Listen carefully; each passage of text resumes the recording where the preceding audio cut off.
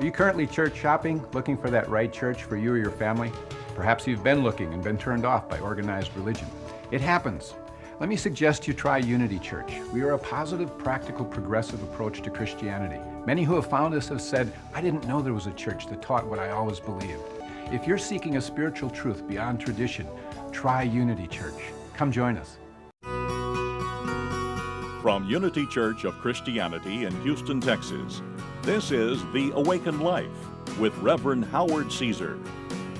Unity is a non-denominational Christian church providing a positive, practical, and progressive approach to Christianity. Let's join the service in progress with the Reverend Howard Caesar.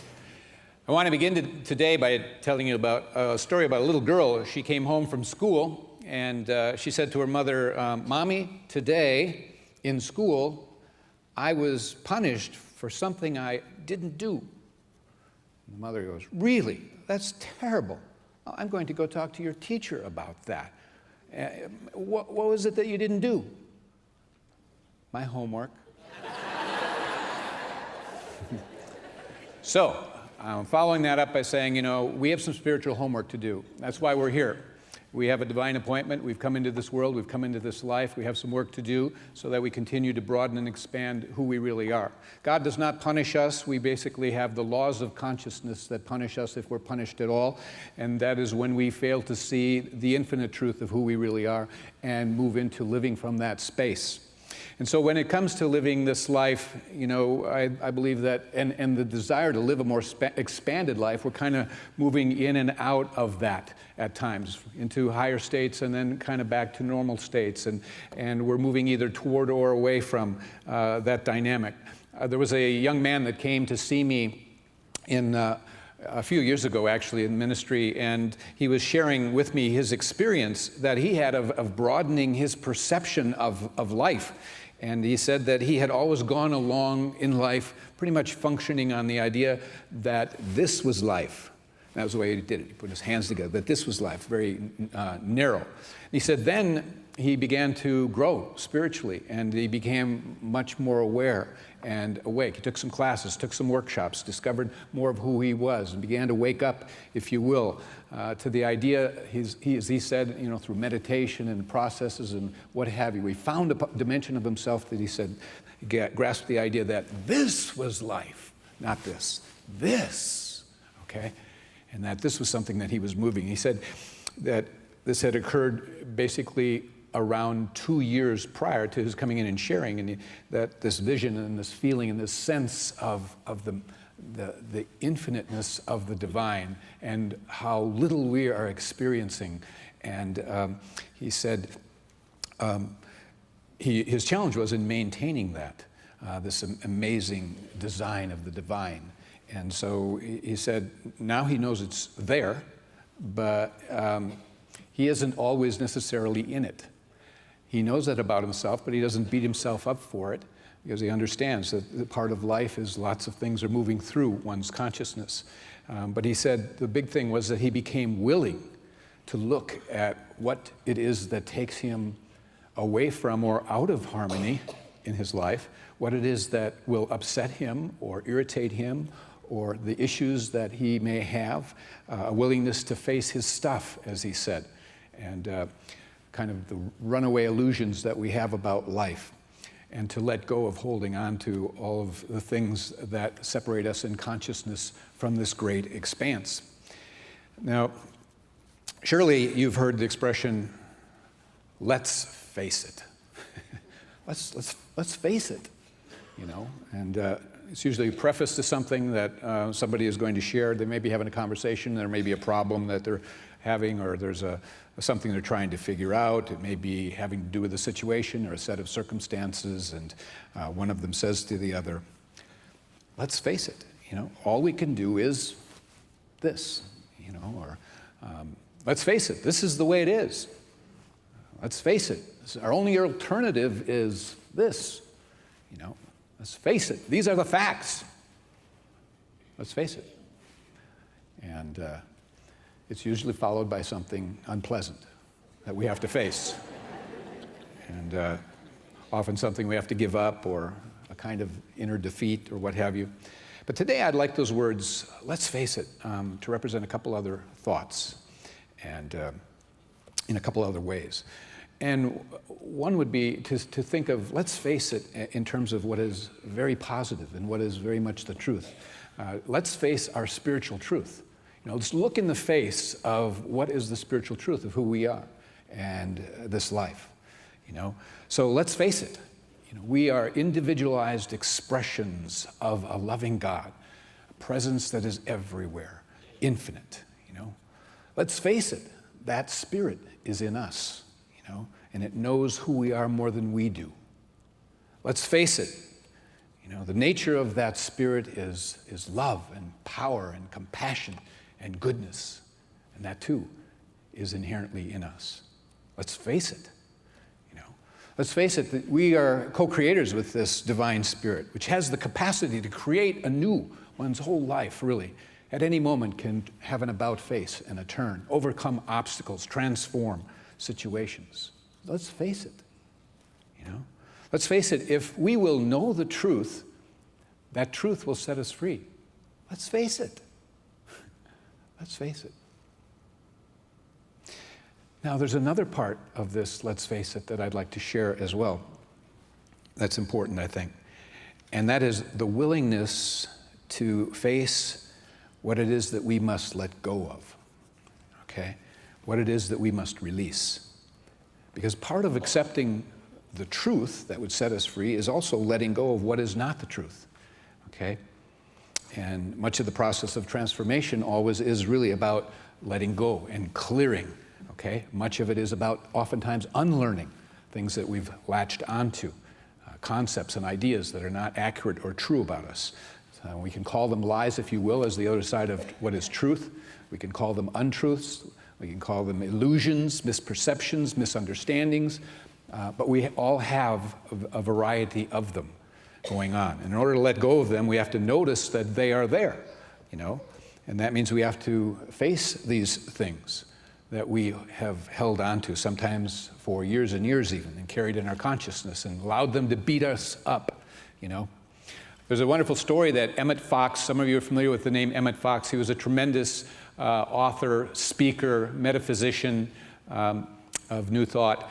And he is no longer with us and hasn't been for some years. But in his writings, he tells of an anecdote that he came across and read, actually, regarding a group of hunters that were out in the woods.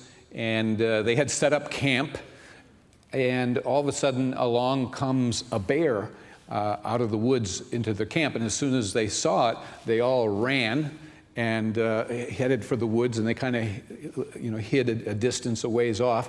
And the campfire that they had there was unattended.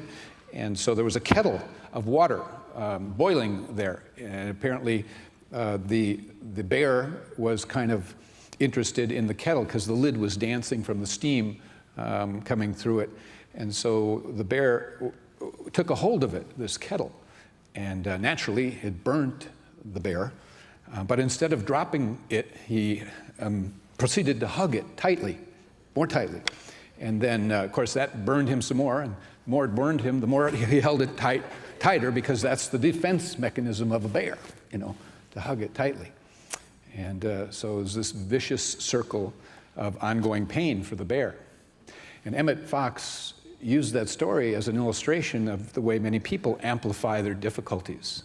They sort of hug them to their bosoms by, constantly rehearsing them, constantly telling to themselves and others the same stories and painful stories, or dwelling on them, and instead of dropping them once and for all, so finally the wounding can begin to heal, and that's so important. And so there are lots of things that we hold tightly and that continue to burn us, or keep alive a certain amount of pain and suffering in our lives that we really need to let go of. And we all have certain ideas and concepts and beliefs, and these are about ourselves, about life, about others, about God, and all the many things that we've been conditioned into, really, in living in the world. And so, most of us have all gone to school, we've been educated, but we really aren't taught things like techniques for self-healing, And we aren't taught the laws of consciousness, and we aren't taught how to best use the mind in the most empowering way, and how to avoid negative programming and all of these kinds of things. We weren't given that kind of directions and guidance in school. It's kind of like, I like to think of a guy who went and bought a lawnmower. Might have been Home Depot, I don't know where. And he brings the lawnmower home, and he's got to assemble it. And so he lays out all the parts, and he's got the wheels and the handle and all of these things that he has to kind of put together. The problem is, in the box, the directions are not for a lawnmower, it's for a wheelbarrow. And so you can work a long time trying to put a lawnmower together with instructions for a wheelbarrow and become very frustrated. And so all the parts are there. It's all put together there properly if you knew and had the right directions. So we don't have a chance, really, of assembling and putting this together until we're willing, really, to let go of those instructions and maybe move intuitively or get a new set of instructions. And we may have to say, let's face it, these instructions are not going to work. I'm going to have to lay them aside and have to open up to finding another way. And so in life, we've all been given a set of tools. We've been given all the parts provided by God. It's all inside of us. Jesus said, the kingdom of heaven is within you. So the kingdom we all seek already exists within us, okay? We don't have to go searching all over. But along the path, along the journey of life, we received some faulty instructions. We just did. We have to sort that out. We may have wondered if we were a wheelbarrow or a lawnmower. And I'm here to tell you, you're a lawnmower. We all want to be a lawnmower, I think, because we want to be able to mow through the difficulties of life and cut through all the things that are negative and untrue. But unfortunately, many a person has kind of drifted into the realm of being a wheelbarrow and carrying around the weight of all the false information that they have garnered and been conditioned into through life. Now, the old hurts, the old wounds, the old charges that are from our past, they're still, carrying around. And it is keeping them from peace, love, and joy as it is their nature to be. Because all we bump up against, people, is ourselves, okay? That's all. Know thyself. And the part of you that is not your true self, you need to let go. So much of life in the path to fulfillment is that. Needs to be unloaded. Let go.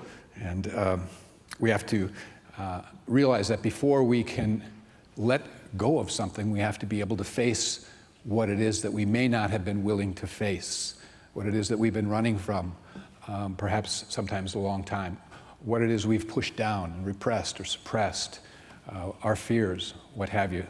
There's that wonderful story in the book of Genesis that is about Jacob and Esau. And it really is a great example of some of what we're talking about here. Esau was the older brother. They were born as like twins, but Esau came out first. So the eldest, according to sacred tradition, receives the father's blessing. And there's a lot that goes along with that. It's very important. And so Esau very much wanted that father's blessing that he was entitled to. Jacob wanted it, however, as well. And so because the father was blind, didn't see well, Jacob was able to trick his father into giving him the father's blessings. Well, when Esau found out about it, Esau was furious, angry. He sought to kill his brother Jacob. But before he could, his mother, the mother, Rebekah, told Jacob, and Jacob fled for his life. And so years passed, years, and Jacob went to another land, and there he had wives and children and herds and all of these things. And at some point, God came to him and said, you must return to your homeland. You must return.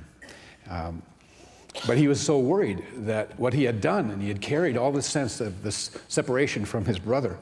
And on the way to this experience with his brother, he had a dream, sleeping. And in the dream, he wrestled with an angel. And the wrestling part really represents this idea of wrestling with your higher and lower self. It's where he said, I will not let you go until you bless me. And essentially, there is the part of us that wrestles in conflict with kind of a lower self and a higher self, and the higher is trying to call us into the truth of who we are. And ultimately, we have to come and embrace that and be blessed by it and have the strength of it that moves us forward. And that's essentially what happened. You know, he wrestled with him until he was blessed. It gave him the strength to go forward and to meet his brother. And so the passage goes and continues, and it goes like this. And Jacob lifted up his eyes. This is Jacob who's now returning to see Esau, who he is afraid is still going to take his life possibly. Jacob lifted up his eyes and looked, and behold, Esau was coming, and 400 men with him. Doesn't sound too promising. And Jacob went out ahead of his family and his herds, bowing himself to the ground 7 times, until he came near to his brother. But Esau ran to meet him, embraced him, fell on his neck, kissed him, and they wept. It's a great line, powerful line, if you can imagine. 2 brothers. It is so likened to the parable of the prodigal son, when the father had his son come home. Remember, God was sending Jacob back to his homeland. And really what he's talking about is the homeland is the heart. The homeland is that connection. All these years, the brothers had been separated. All those years, they had missed all those times together, all the love that could have been shared. Why? Because there was a fear. There was something that they didn't want to be faced. And Jacob was driven distance because of it. And so it's a great, great story about how the God within us all is always telling us to return home to the homeland. And really the homeland is the heart. The homeland is back to love. Love will always win out. Love always casts out darkness. Love always casts out our fears. Okay? But we have to be bold and courageous enough to face whatever it is we bump up against. That is the fear that stands in the way of us being who we really are and we're created to be. That other larger self than we are, as opposed to the smaller self that seems to rule us so often and in so many ways. So it takes courage and honesty, self-honesty. An important step is to acknowledge that we have negative emotions, we have negative feelings. That's part of the human experience. It doesn't make you awful. We just don't need to identify with them. Let them be there, experience them, and move on. You see, we can't run from them. When we run from them, we expand them. We broaden them in us. If we repress and suppress, it's like be with whatever comes up. Experience. Life is experience, so experience it all. Don't run from something. It gives it power. You see, that resistance. What you resist persists. And so we all have a small self, and it's simply an aspect of the mind that is separate from who we truly are. And that's where we are right now in consciousness. Doesn't mean that's the truth of us, but right now where we are, we have this separate self that has been conditioned into us and into the framework of our consciousness. And we live much of our lives from this small self, even though this greater, larger Christ self is the truth of who we are. And so the smaller self is always made up of fears. It'll always want to retreat. It'll always want to escape. And interspersed within those fears, there are periods, of course, of happiness and peace and well-being and fulfillment. But they typically can be brief because we always have those fears that we haven't really faced right on the sideline waiting for us again. And so we fear those negative emotions because we really don't know what to do. We don't know what to do with them. We don't know how to handle them. We judge them, we condemn them, we condemn ourselves for having them, and we can't do that. That's no way to face. The only way past them is through them. There was a lady in our church, the first church, my first ministry. It was in Olympia, Washington, and she had a unique condition that really relates to your mind-body relationship. She had a condition where her head and neck was pulling and turning. So when she moved there to Olympia, I never knew her as anything other than when she'd talk to you, it was like this. And so her head kept turning more this way, and she couldn't straighten it. And I didn't know, I thought that's maybe she had some condition, it's always been that way or whatever. I never asked, I was polite about it. But she eventually came and shared, and she had gone to a doctor, and they couldn't find anything, and her doctor, and she went to the University of Washington, was checked out, they couldn't find anything. She went to the Virginia Mason Clinic, they couldn't find anything. And so it was continuing to get worse, and it was difficult for her to drive a car, shop, just enjoy life. And so she was in great despair. So the doctor that she was seeing eventually suggested that she go to this psychologist physician that he highly thought of. And so she went to that doctor, and he sat her down and began to ask a bunch of questions about when this began and what was going on in her life, and then and now and so forth. And it was brought out that it had begun while she was having great difficulty facing a divorce that her husband had asked for, and she had not wanted it or asked for it. It kind of blindsided her. And it left her in a difficult position. She had moved to Washington not too long before that. She had a business that she operated herself, and she had no reserve money, and it hurt, and it was embarrassing as well. But the doctor took her through this process of just relaxing and actually feeling all the feelings, all the pain that she had pushed away, and just able to face the problem. And she also had him give her affirmations that she could face anything now. She had the strength within to begin to identify with that larger self in her. And she came back just on a high because she was now able to again turn her neck and straight. She went back for a couple more treatments and it was fine. The remaining 6 years that I was there in that ministry, the condition never came back. But a big part of that treatment was the awareness that she was not willing to face something. She was not willing to face a part of her life. And now she was making that decision to go there. And she had basically said that prior to that, she knew she had buried a lot around it, and that it had basically been such that she was afraid it would overwhelm her if she went there, that it would do her in. And that's almost the fear we all have. It's all about survival. On an unconscious level, we're trying to survive, not only physically, but psychologically. And so physically, we don't jump off cliffs. Psychologically, we don't go towards our pain. But the truth is, we have to look at it to see what it might be wanting to tell us, okay? And that's important. And sometimes we need help through that process. And realize that, that thoughts, in and of themselves, are painless. You know, it is really the feeling. It is the feeling of the negative emotions underneath those thoughts where the pain is, and the discomfort and the suffering exists. It's not the thought that is the suffering. The thought may trigger a feeling, but it's the feelings, the negative feelings that we have. So letting go is a process, okay? And it involves being aware of a feeling. It just is letting it come up. It is staying with it, not pushing it away, letting it run its course without doing anything about it. It's just letting it be there, you know. It lets the energy out. It dissipates the energy. The energy empties out, and you're able to go on from there. Our resistance is what prolongs it. And so when in the letting go process, it's good actually even to ignore all thoughts that focus, to ignore all thoughts and focus on the feeling, and then let the feeling speak to you in terms of what thoughts are behind it, or ideas, or beliefs. You know, it's all about survival. And the real you, really, the real you that is aware of and witnessing these feelings, is the you that is spoken of as being in the world but not of it. In other words, it's like the witness, and you're witnessing being in the world, but you're not of those things. So feelings may come up, and you'll feel them, and you will basically say, but that's not who I am. That's an experience I'm now having. And it will soon be over. It will soon dissipate, and I'll be free. If I run from it, I allow it to grow, and it follows me everywhere.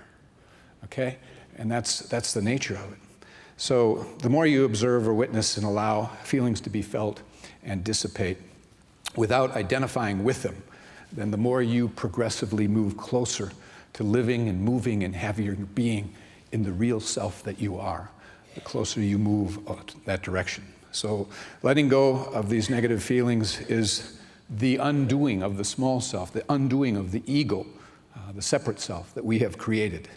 And we're letting go of programs that we've created, that the mind has created, that has made us a slave to, and has blinded us to a life that is this. But that mind sometimes makes us look at the world like this, because we've become so overprotective of ourselves and so afraid to experience, because we think that that's who we are, those things. And everyone has feelings of all kinds, good and bad, flow through. You just don't have to identify them. Feel the feeling and let it move on. So the real self is found actually and experienced in the quiet space between thoughts, in a sort of field of silent awareness that is beneath our thoughts. And there's been some studies that have been done that indicate one's self-awareness is actually increased much more rapidly by observing feelings rather than observing the thoughts. Thoughts are important, don't want to put that down. Thoughts are things, they have energy, all of that. But there are some studies that say, really focus on and have awareness of what the feelings are that are going through you and say, what's that about? What's that about? And let it be felt. And it might take you to an awareness of a thought that you have that you don't want anymore. Those are directions and instructions you want to crumple up and toss, because that's not you see?